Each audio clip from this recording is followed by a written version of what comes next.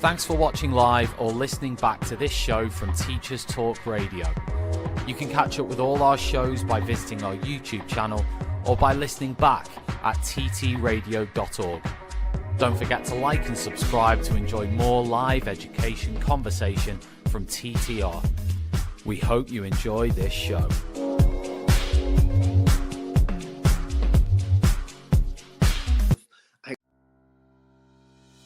Meet 2025 BET Award winner Kialo EDU, the 100% free tool for thoughtful, inclusive classroom discussion. On Kialo, students contribute instantly and simultaneously to create an interactive map of a discussion, deepening their subject knowledge and enhancing their critical thinking skills. Set tasks, track participation, and provide personalized feedback in just a few clicks. And since it's compatible with all your favorite LMS platforms, it slots seamlessly into your existing workflow. Over 1 million educators and students are already using Kialo to make the world a more thoughtful place. Join them today at kialo-edu.com.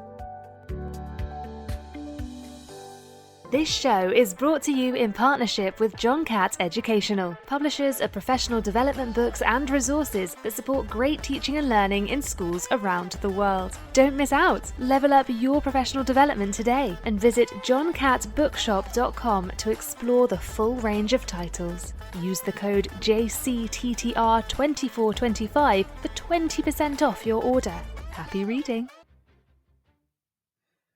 Well, hello everybody, and welcome to the Late Late Show with me, Chris Wilkinson.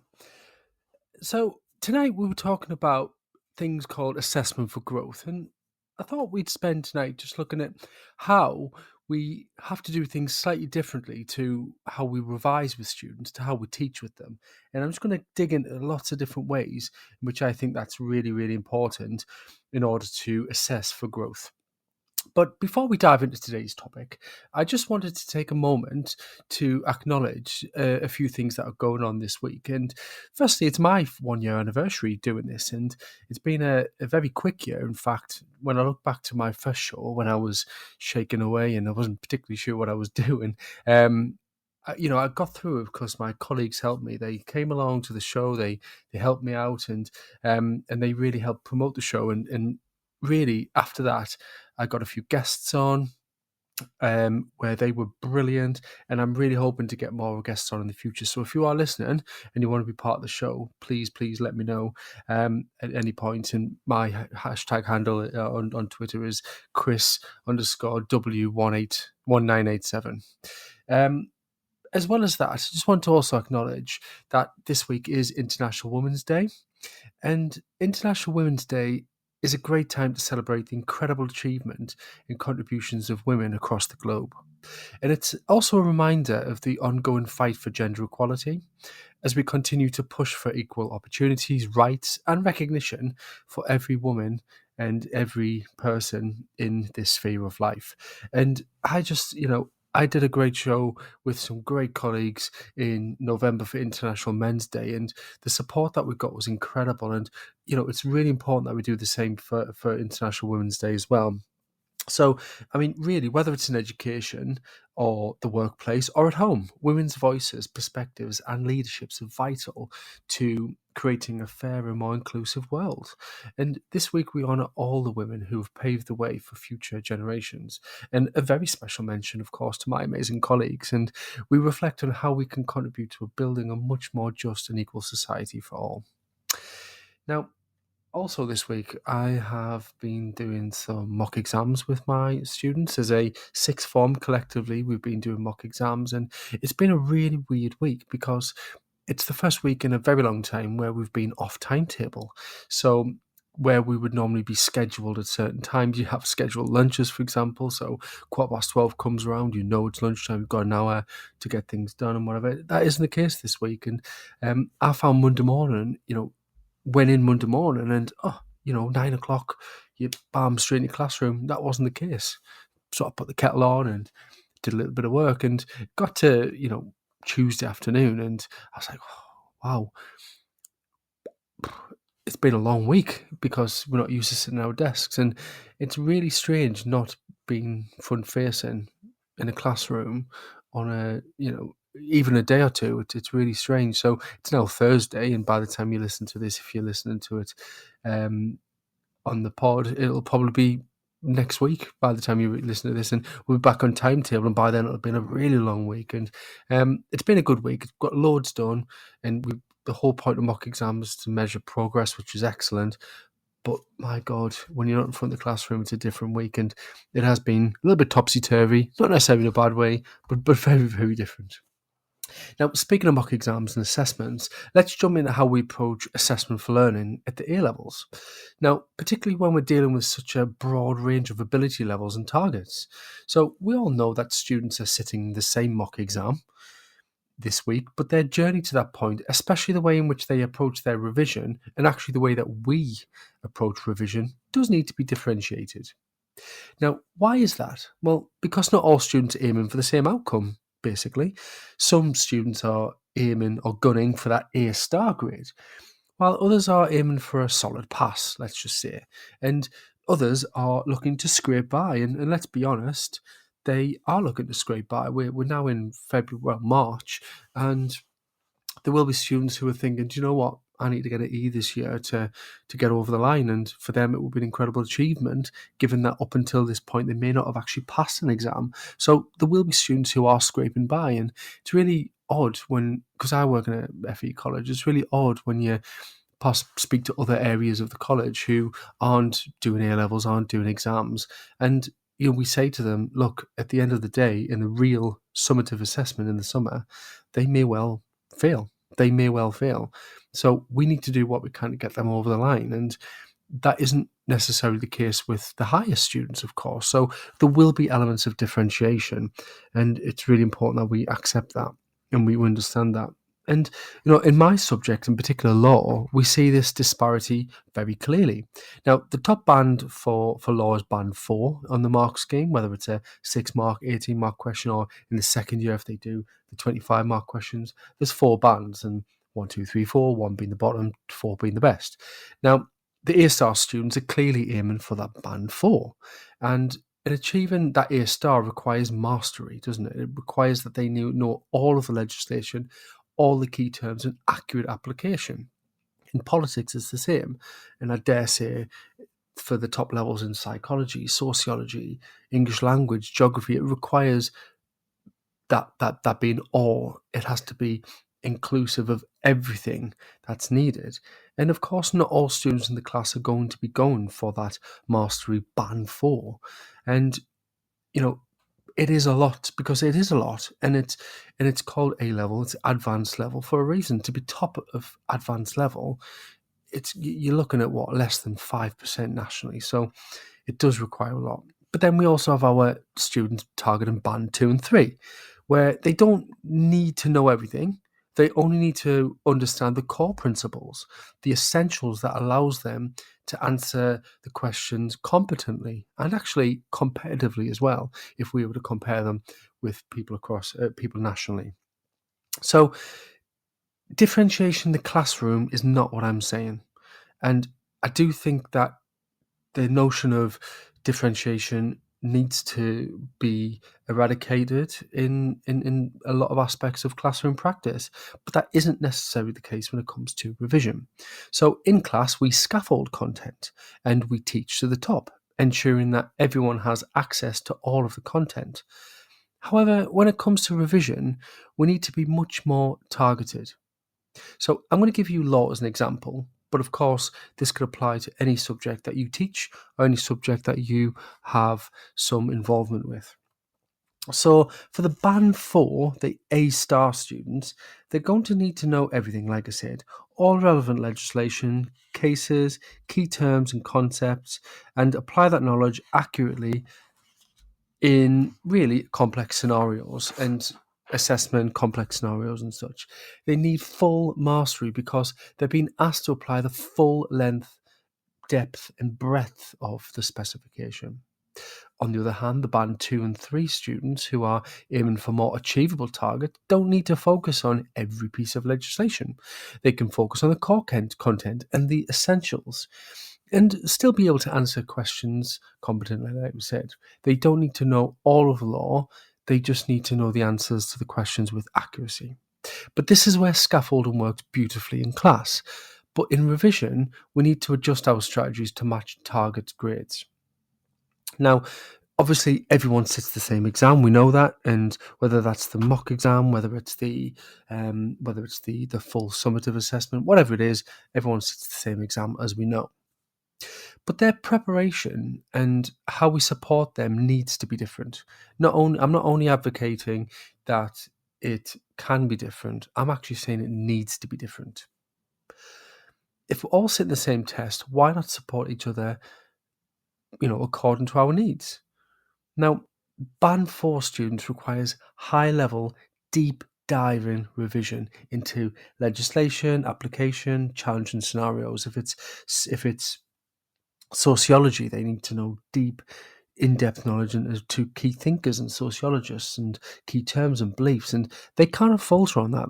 There's no room for error when it comes to the A-star answers. There is very minimal room for margins of error, and so they absolutely need to know everything. So their revision strategies need to be more or less everything you've learned needs to now be converted into a system in which you can remember absolutely everything that you've learned. Now, some of you might be sitting there going, come on, Chris, you don't need to know absolutely everything. And I disagree. You do, because you don't know what the questions are going to be. So, you need to be at that level regardless of what the question is. You need to, we're not saying you need to write everything, because of course you don't. If you get a question on one thing, then you're not going to get on the other. It's the questions are mutually exclusive in that sense. So you don't need to write everything, of course, but you need to know everything because you don't know what the questions are going to be. So Band A-star students need to know that. Now, that level of revision is nowhere near the same as even the Band 2 or 3, let alone the Band 1, because Band 2 students need to focus on the core principles, the key concepts, and make sure that the most important information is at their fingertips. So if students are revising a judicial precedent question, for example, they don't need to know, for example, they don't necessarily need to know when an obiter dicta statement was made, because that's an A-star style answer, but they will need to know what case was used for reversing or distinguishing. If it's a politics question, for example, the students who require that 25 to 30 marks, they need to grasp immediately in the answer what it is that the question's asking. They need to make an assertive judgment, and they need to be basically providing information that happened this week, if it's at all possible. And that is not at all what our Band 2 and 3 students need to do. Band 2 or 3 students for politics, they just need to be aware that certain key terms are relevant to this, and they apply to the best of their ability using some form of example. So, of course, it's all, again, very, very different. So when we're using assessment for learning, or as I've been calling assessment for growth, differentiation plays a massive role, especially when we're prepared to talk about revision. But they're prepared differently than the target grades. So let's give some practical examples of differentiation in revision. Now, like I said, for the Band 4 students, they need to know absolutely everything. So the flashcards and key terms that they use for their flashcards and the cases that they use, everything has to be on there. Okay, so for Band 4 students, you might be giving them flashcards on every bit of legislation, or in politics, the most recent example, key terms and the cases that they need. But for Band 2 or 3 students, they might just need to focus on the most relevant case. So what's the most relevant case for, I don't know, if we're doing statutory interpretation, what's the most relevant case for the literal rule? Not necessarily all the other aspects that go with it. So they will, so rather than everything, they just need the most relevant. And going from all to most is exactly how it reads on the mark scheme. So we need to that revision needs to be targeted to the band that they're aiming for. And of course, we're sitting there and going, some of us who might be sitting here, especially those who maybe don't teach A-level, but they're interested in assessment for learning, which is why you're here, you might think, well, why is it that you're not encouraging all students to know all the legislation? And the truth is, if students can overreach with their revision and end up with less than they would have if they were more practical or pragmatic with their revision. And because we've been testing them throughout the year, we know what marginal gains they need to do to get the better grade. And ultimately, achieving their highest grade possible is different to achieving the highest grade. Now, when we scaffold in class, when we're doing our teaching, of course, we give students access to all that information, and we scaffold their learning so that they're able to achieve all that information. But again, that doesn't quite translate into scaffolding revision the same way. As much as we'd like to, pragmatically, that just sometimes isn't the case. So think about practice papers and questions as well. When it comes to practice, Band 4 students would benefit from answering full-length, complex practice papers with varied and intricate questions that require comprehensive answers. Meanwhile, Band 2 to 3 students can benefit from answering questions focused on the core concepts so they can build confidence in their understanding. So, for example, an A-star student, you give them a full paper, not necessarily for the mock exam, because again, we're going to give everyone the same answer, aren't we? The same question paper. But when it comes to revision or homework, or if they've got an hour on their timetable for revision, you're going to give the A-star students essentially more to revise, of course.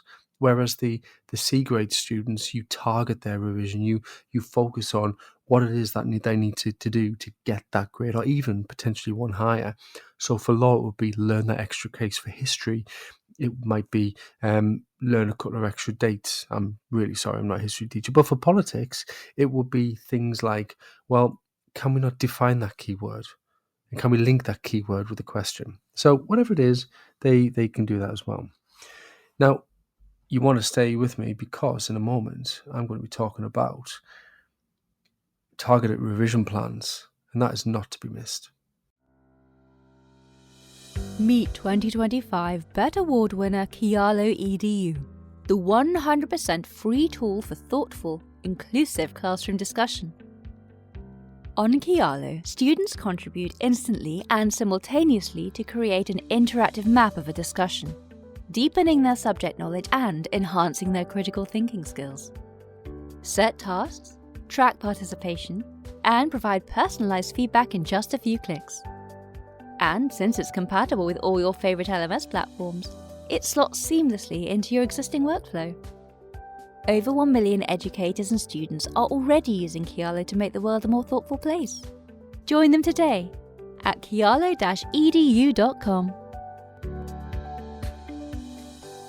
This show is brought to you in partnership with John Catt Educational, publishers of professional development books and resources that support great teaching and learning in schools around the world. Don't miss out! Level up your professional development today and visit johncattbookshop.com to explore the full range of titles. Use the code JCTTR2425 for 20% off your order. Happy reading!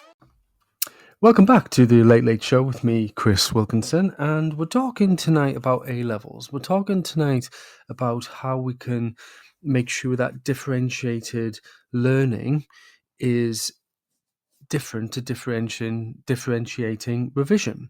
Because when it comes to learning, when it comes to learning things in class, we do need to make sure that all students are doing the same thing. We're scaffolding the learning, teaching to the top. But when it comes to revision, we need to make sure that revision plans in particular can vary according to the student's needs, whether that be a Band 4 student, as I was referring to earlier, which is in essence is the A-star students, or whether that's the Band 2 to 3 students who are, hovering between a D or a C, or potentially a C and a B. Our differentiation of how we treat them students is absolutely essential. I'm advocating for assessment for growth in A-levels.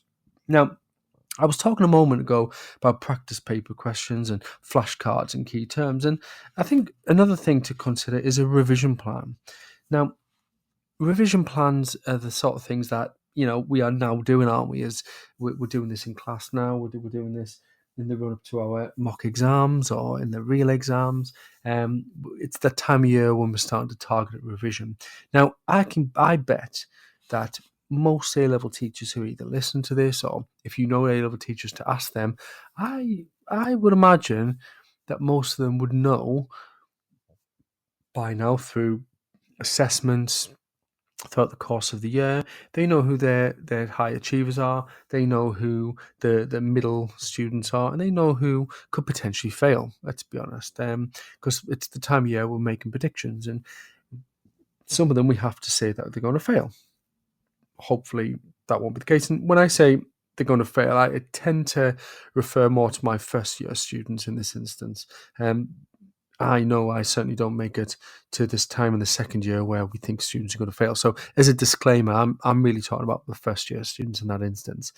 The second year students, it's not so much that they're going to fail, it's just that they may not achieve their target grade for university or otherwise. So it's just a case of saying in that instance that they may not going to fail, but they may not achieve. So we have to target that revision differently to those who we think, do you know what? They're going to do well, but we just need to make sure that they're on top of it so that they definitely do. We don't want them to drop the ball, basically. So these targeted revision plans focus on the target grade, and again, for Band 4 students, it means tackling every topic. There's no question. There's no way around that. A-star students need to know them all, as we've said. But for the Band 4. Band 2, 3 students, it's prioritising them key areas of the specification. I think even then, we're not saying that you can afford to drop a topic. For politics in particular, they have to learn 3 core ideologies, and there's only 2 questions. So essentially, does that mean that they don't have to learn one because they just put their eggs into the baskets of the other 2? And if the one that they don't revise comes up, they do the other one? No, because in that instance, the exam board have been very explicit that they can put both questions on one ideology. So if that's the case, you don't revise it, you are up the proverbial creek, aren't you? So even Band 2, 3 students, they need to know everything.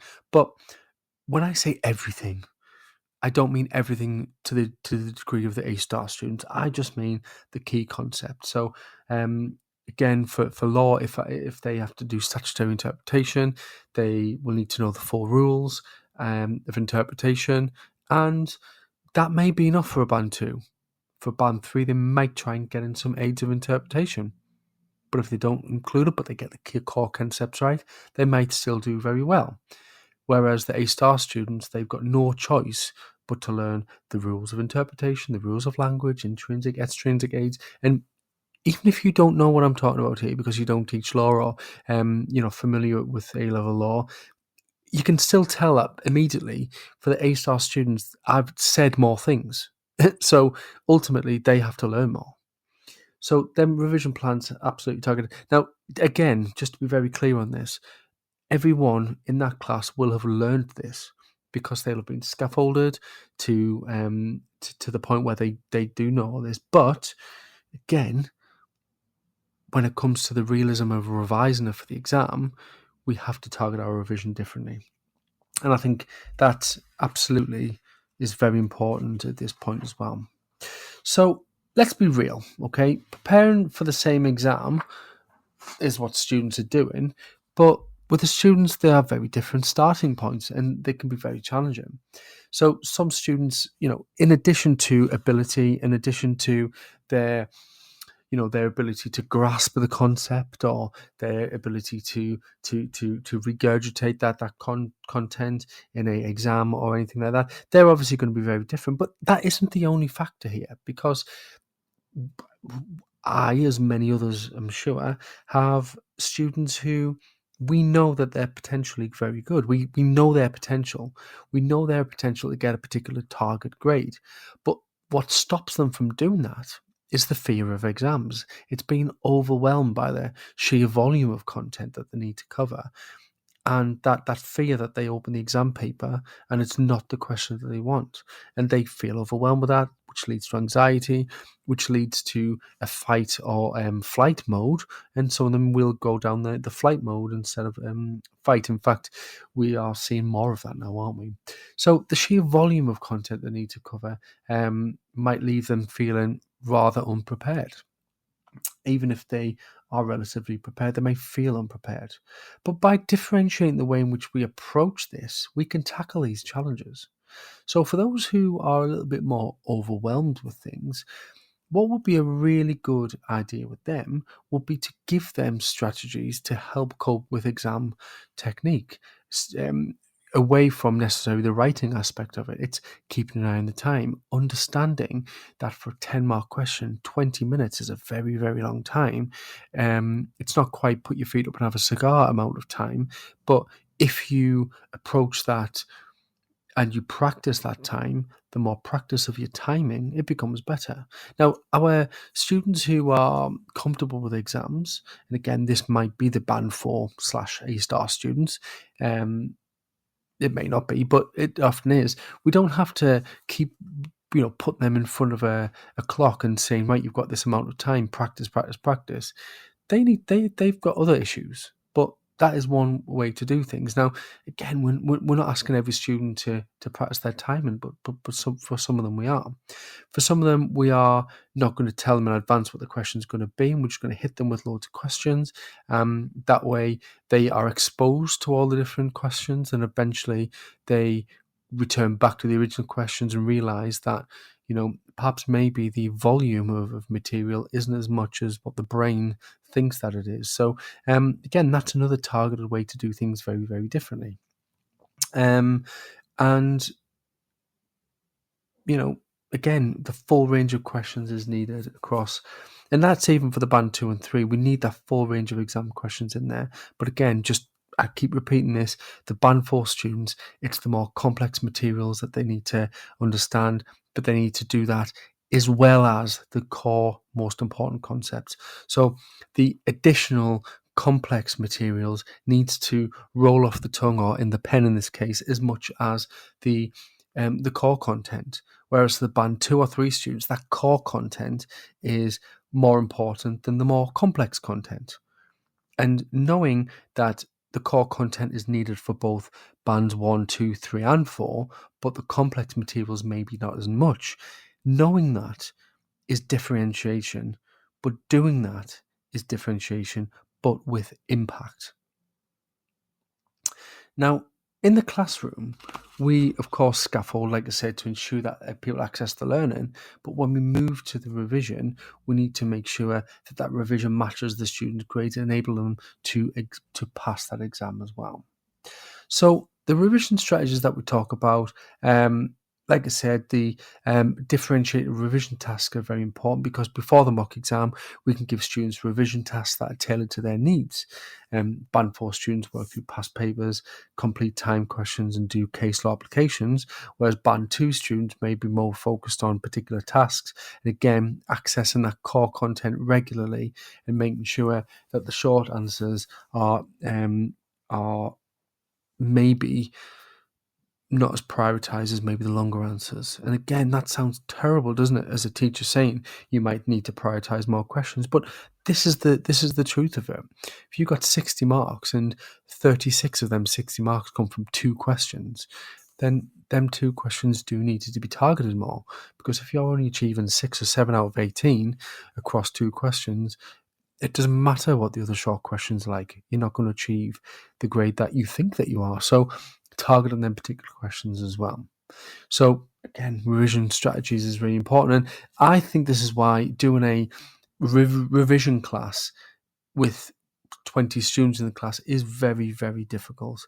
I almost never do a revision class where I'm at the front explaining or going through content, and students are sitting there either writing it down or just going through the material with me.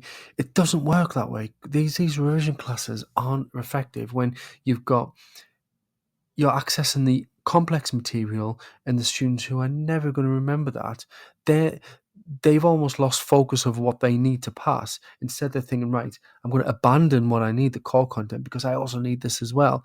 Overwhelming, combustion, doesn't work. So revision classes, even when it comes to having 20 in a room, even that needs to be differentiated. That's not the same as teaching the material originally. Again, that needs to be scaffolded, as we know, but the revision classes, if you are going to do revision classes, they need to be differentiated because, like I said, you've got the band 1, 2, 3 students who you're saying you need to include this complex material that maybe they don't for their grade. And you lose them. And again, they abandon what they need because they believe that they need everything else as well. And all of a sudden, it becomes too much. Imagine a little bit like a band 4 student needs to hold 3 bowls in their hand to pass. Okay, they've got 3 bowls in their hand. There's only 2 hands, but you've got 3 bowls to hold. Okay, now imagine to pass the exam, you have to almost juggle them plates. Now, if you're a great juggler, like you are a band 4 student, you are going to probably do that with a little bit of ease, and you're going to finesse it at the end, and you look great. Now, imagine a band 2 or 3 student. You're saying, look, you don't need to juggle these 3. In fact, there's 2. You hold these 2 plates, and you can, juggle them a little bit if you like, but just hold them. Hold them.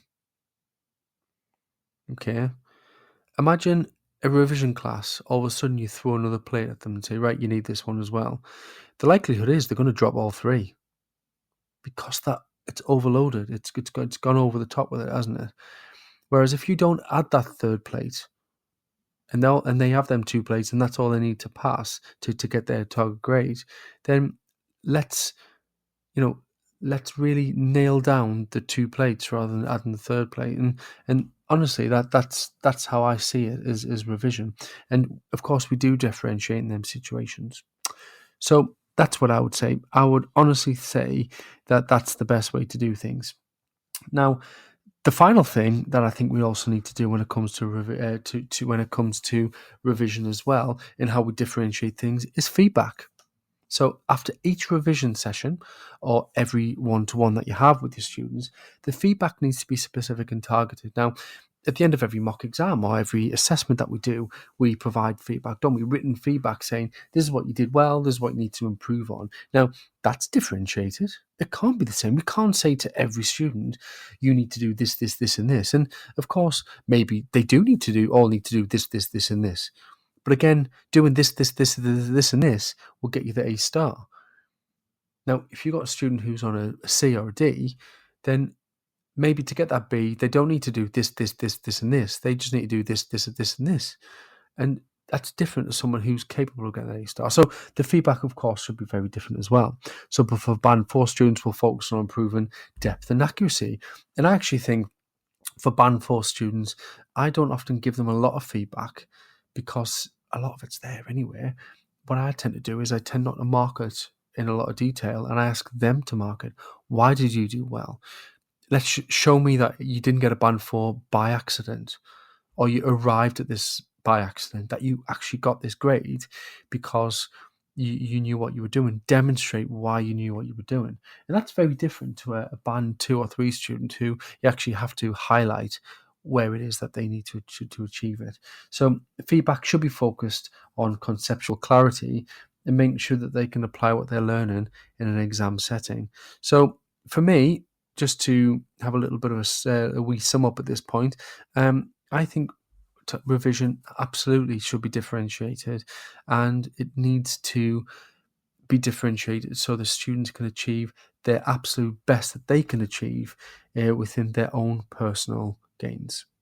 This show is brought to you in partnership with John Catt Educational, publishers of professional development books and resources that support great teaching and learning in schools around the world. Don't miss out. Level up your professional development today and visit johncattbookshop.com to explore the full range of titles. Use the code JCTTR2425 for 20% off your order.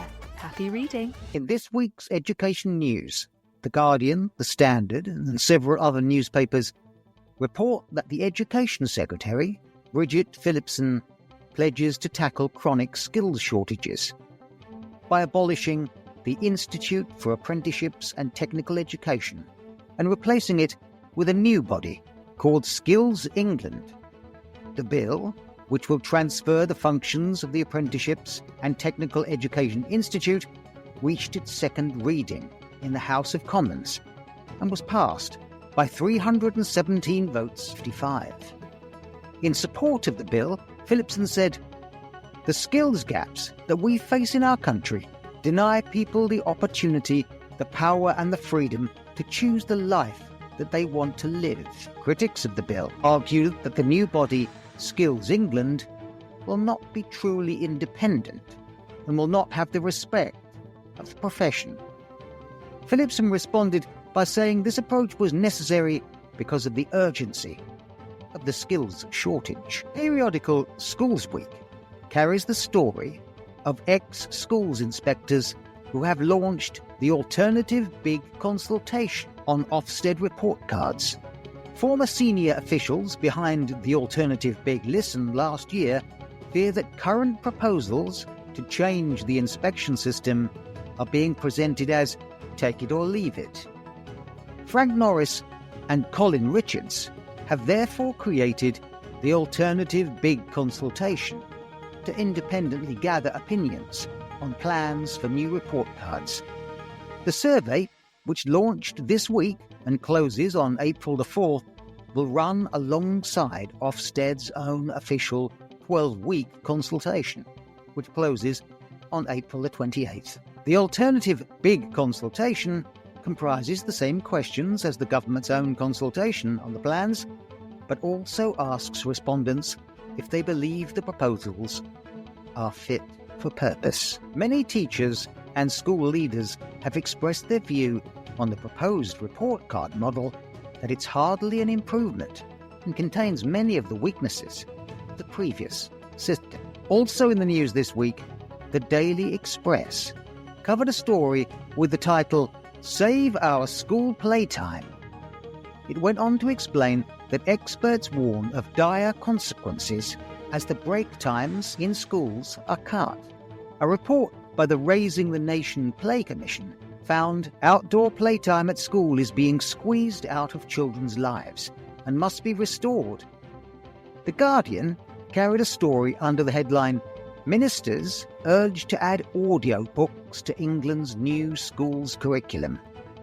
A poll by the National Literacy Trust found that children's enjoyment of listening to audio and podcasts had risen compared to the previous year, overtaking their enjoyment of reading for the first time since the charity began asking about audio in 2020. The charity said it was therefore advocating for increased access to and a broadening of the variety of reading formats available to pupils, to include audio. Jonathan Douglas of the NLT stated, "In recent years, we've seen a steady rise in children's enjoyment of listening to audio and uncovered the myriad benefits it can bring, from sparking a love of reading to deepening learning and boosting well-being." PES Magazine reported this week that primary school PE training was woefully inadequate. As reported to MPs, the chief executive of Youth Sport Trust called for PE to become a core subject to drive up standards and improve fitness. Giving evidence to the Commons Culture, Media and Sport Committee, Ali Oliver called for PE to become a core curriculum subject with much higher status, and she told the committee that training problems were exacerbating the situation where there were 41,000 fewer hours in 2020-23 compared to 2011 and 12. Less than half of children are getting what the Chief Medical Officer recommends as the minimum amount of activity. More worryingly, we know that 30% of children get less than 30 active minutes a day. LBC News reported that a teacher was sacked after a joke about whacking a pupil over the head was misunderstood. Lakshmi Subrian, who had taught for over 35 years, was sacked after a school child who spoke English as a second language misunderstood the comment. The teacher was dismissed from Gilbert Colvin Primary School in Ilford, East London in 2023 following the incident. Miss Subrian took the school to an employment tribunal, claiming the remark had been made in jest while teaching Year 6 pupils and preparing them for their maths SAT exam. Speaking at the disciplinary hearing in July 2023, she said the child's decision to continue attending her after-school club showed they had not been that upset. However, she lost the appeal. Teachers' unions supporting Miss Subrian argue that this case adds to the vulnerability many teachers feel when a single ill-judged remark could end a career. And finally, a piece of research by the British Educational Research Association. Like many pieces of research, it shows something we might have always suspected was true. In their paper, A Century of Educating Britain's Political Elite, Privilege Masquerading as Meritocracy, they show how Oxbridge and private schools, called in Britain public schools, dominate the selection of cabinet ministers and prime ministers. Oxbridge educated 14 of 21 prime ministers between 1922 and 2022. Unsurprisingly, they conclude that the concentration of elite formation systems raises concerns that their graduates will suffer from groupthink. Analysing a series of important decisions made across the 20th century, it seems certain attitudes, such as the necessity to accept neoliberalist economics, the importance of Britain as a world power, and above all, the acceptance of class privilege itself, go unchallenged. Well, there's a surprise. This has been your Teachers Talk Radio News, brought to you by John Gibbs.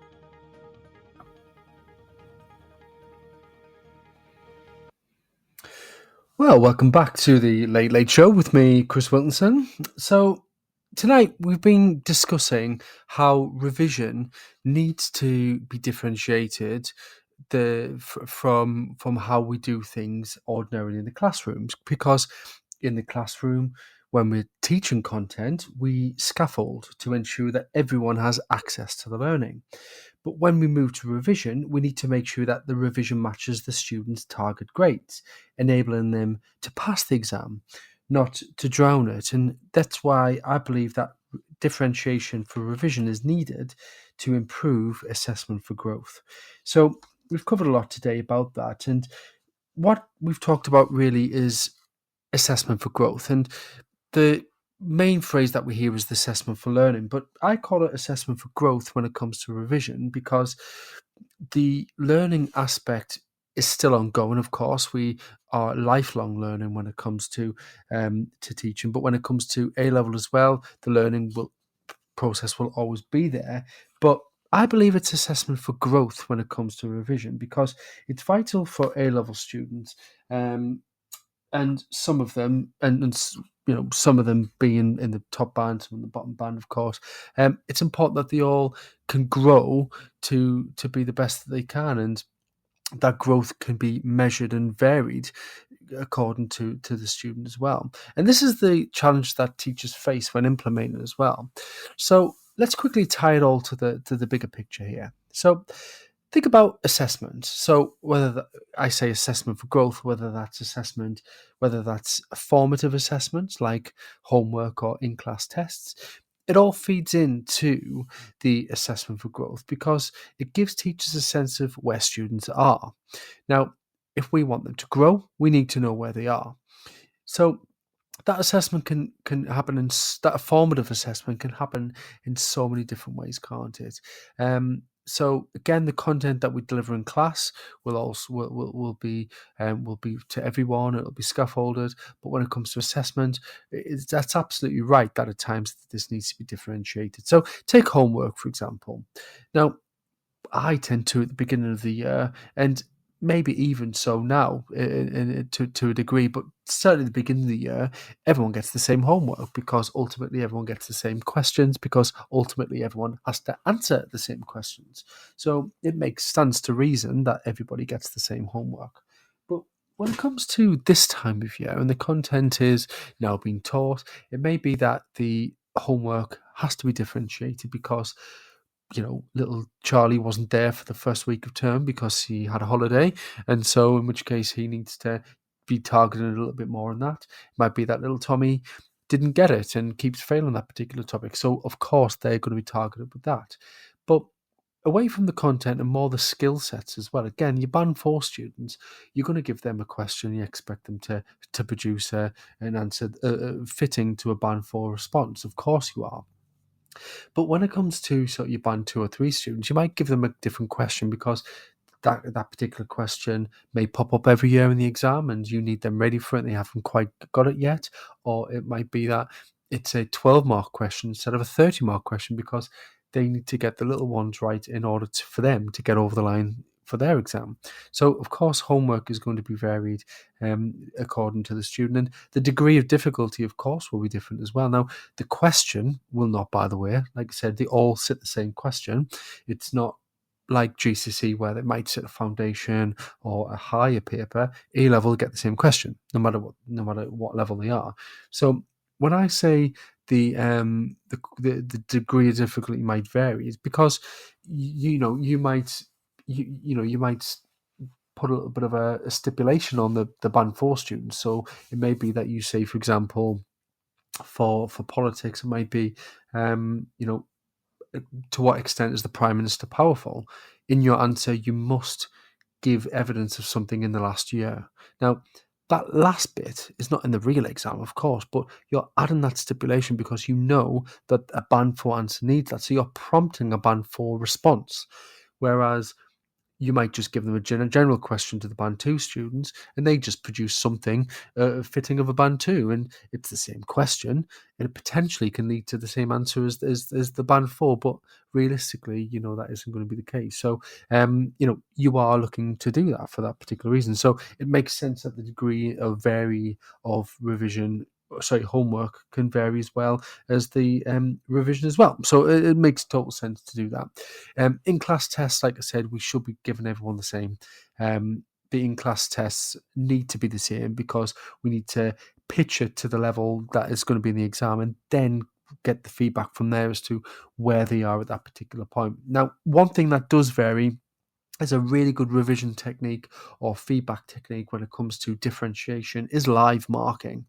Now, I use and I love to do a whole session on this. Actually, I love to do a whole session in class with my students on visualizers, and I might do a future so short just on visualizers because I absolutely love it. And the visualizers are going to be, again, we're going to have different answers that are going to come up on the visualizer. But live marking for me just means as well that you ask them to, this is a good example for homework. You might give them the homework back that they've handed in, and you might give them 3 coloured pens, AO1, AO2, AO3. AO1, AO2, AO3, put it down there, okay? And instantly you can see who's got all 3 because they've used all 3 colours. You instantly run over to them, see if they've got it, maybe use theirs if you give them permission for the visualizer. But if not, you can just look at their work and you can maybe say, right, okay, how can you make sure that it features in all of your answers? Whereas for a band 2 or 3 student, it might be that they've only got 2 points rather than 3. So their answer is going to be, right, how can we include at least one of them things moving forward? Because we can see throughout your work you haven't got the AO3 right. So we're going to instantly make a huge difference to, it might be that they haven't put cases in, which is often the case in law. So you need to put at least one case in next time, okay? And them doing at least one case is going to improve their grade. For the band 4 students, making sure that they do it in all of the paragraphs makes a big difference as well. So the live marking is excellent. And I would love to do a show just on live marking as well, because I believe it is so important as well. And of course, the question techniques that we use as well. And we can't teach in a vacuum. Okay, as much as we like to, these regular assessments give us vital insight into our student progress, and that it would be a vacuum without us doing this, of course. So the live marking, the feedback, the questioning, these are all differentiation techniques that invariably we need to do in order to support individual assessment for growth. And ultimately, everything we do in assessment for growth leads to the final summit of assessment. Now, I know there's always the pressure of those end of the 2-year exams. And the reality is that no matter how much we focus on formative assessment, they still matter. The students who do the best aren't just the ones who know the most. They're the ones who spend 2 years thinking about their learning, testing themselves, questioning their assumptions, refining their exam technique. And we don't need to do as much in terms of revision with them as we do with those who aren't doing that. And again, differentiation strategies is really important for that as well. And when we talk about scaffolding in the classroom, it comes to the final exams, the scaffolding is pulled away, of course. And it's not just in the exam that the scaffolds are pulled away. When it comes to revision, the scaffolds are also pulled away, because what they're doing in their bedroom on a Tuesday night in March, they're doing that without the scaffolds because they're doing it on their own. And we need to respond to how they react without the scaffolds. And we can't necessarily put all the scaffolds back in there for the revision exam, otherwise we'd all be getting A stars, wouldn't we? So once the scaffolds are removed and they've learned everything, what we need to do is we need to make sure that the differentiation comes in with revision to make sure that they're targeted for their best result. And for me, that is what I would call assessment for growth. Meet 2025 BET Award winner Kialo EDU, the 100% free tool for thoughtful, inclusive classroom discussion. On Kialo, students contribute instantly and simultaneously to create an interactive map of a discussion, deepening their subject knowledge and enhancing their critical thinking skills. Set tasks, track participation, and provide personalized feedback in just a few clicks. And since it's compatible with all your favorite LMS platforms, it slots seamlessly into your existing workflow. Over 1 million educators and students are already using Kialo to make the world a more thoughtful place. Join them today at kialo-edu.com. This show is brought to you in partnership with John Catt Educational, publishers of professional development books and resources that support great teaching and learning in schools around the world. Don't miss out! Level up your professional development today and visit johncattbookshop.com to explore the full range of titles. Use the code JCTTR2425 for 20% off your order. Happy reading! Welcome back to the Thursday Late Late Show with me, Chris Wilkinson. And before we go, let's quickly tie everything, like we said, back to the bigger picture. Now, what is very important to what I would say at this point as well is that the most important thing about assessment for growth is that it's not an extra thing we do. It's the thing that ensures that students are ready when it really matters. And it's how we prepare them for those high stakes moments, not just giving them content, but by giving them the tools to think critically, self-assess and refine their approach. So to wrap it up, everything we do, whether it's through questioning, mini whiteboards, exit tickets or peer assessment, all of it feeding into the final summative assessment. When we engage with that assessment for growth, we're not just collecting knowledge, they're honing in their skills for exam day. And in that sense, assessment for growth isn't just for teachers. It isn't just a tool for teachers, it's a tool for students. It empowers them to take control of their learning and their own success. And really, that's the main thing, or our main discussion on assessment for learning today. And I hope it gives you some practical ideas for the classroom and some food for thought on how we can best support our students' journey through A-level. And most importantly, really most importantly, understanding that revision isn't just one size fits all, and it can't be one size fits all. It must be differentiated if we want to see that true growth between them. And just looking at them, remind ourselves about them plates. The plates do vary according to the standard of the student that they're looking to achieve. 3 plates spinning is different to 2 plates being held in the hands. We don't want to drop them 2 plates by trying to aim them 3. We need to make sure that the levels that they're at least needs to be maintained. And only if it's not detrimental, we should be trying to push them into the next level as well. And we can't do that ourselves. I have 5 hours a week with my students, 5 hours a week. Now, most of them 5 hours a week is scaffolding them to the content. We don't have the additional hours to set them revision strategies that we can that we can see through with them. They need to do this on their own. We can give them the tools, like I said, and we need to be very cute as to what tools we give them, because if we overshoot it, then it's going to overwhelm them, especially if, for realism's sake, they aren't actually going to achieve that. Whereas we need to know when to push and stretch and challenge our students, but doing so differently to others as well. So, as we've seen today, assessment for growth is about more than just a measuring progress. Measuring progress. It's actively shaping it. From the questioning and live marking in the classroom to the peer assessments and exit tickets or any other aspect that you use, every moment of feedback is designed to help our students think critically, and every tool that we applied them with is there to help them get over the line with their strategies as well. Now, if we refine our skills for the bigger picture as well, it's the A-level exams. But assessment for growth, again, isn't just for teachers, it's for empowering students to help with their progress as well.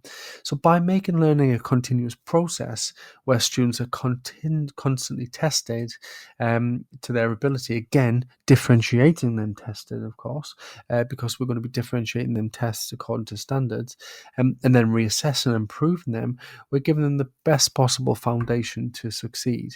And absolutely every A-level student that you've ever taught has the ability at the beginning of the year to pass the exam.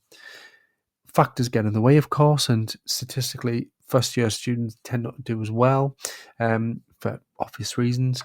And, that's not because they don't have the ability. Maybe they don't have the focus, maybe they lose their enthusiasm for it, or morale goes, or whatever. But if we can help with them tools, and again, we can differentiate, but depending on the student, then, perhaps maybe they would have done better. But ultimately, factors do fall out of our hands, as we know as well. So ultimately, it's not about what they know, but how they use that knowledge when it really counts. Because what they know, hopefully they all know the same thing. They've all been scaffolded to the same thing. So they know everything that they need to know for the exam, but it's how they use that knowledge that really counts. And that's the heart of effective teaching and learning in the A-level classroom. And that is the bread and butter for us. And it's the thing that I could honestly talk about all night long, genuinely. So I'll be back the same time next week, because I have my standard time next week, which will be excellent. And I'm not going to reveal quite yet what I'm doing, because I know what I would like to talk about, but there might be a potential for a guest as well. So I'll keep my powder dry for the time being. But one thing is for certain, that there will be a show next Thursday. The only possibility of that not being the case is if my wife has the baby. We are moments away from our second child. So with that in mind, hopefully I'll still be here next week. But if not, certainly I will be notifying you that won't be the case. But fingers crossed that won't be the case for another couple of weeks anyway. So I will hopefully be back the same time next week with more insights and strategies for, as always, supporting our students, because ultimately we're all here, we're all listening to podcasts, we're all part of podcasts, we're all ultimately doing all we can outside the classroom, because ultimately the main and the most important thing is our students. And with that in mind, I wish you all a very, very pleasant evening. And if you're listening back on podcasts, I hope you're having a very pleasant day, whatever you're doing. And I will speak to you all very shortly.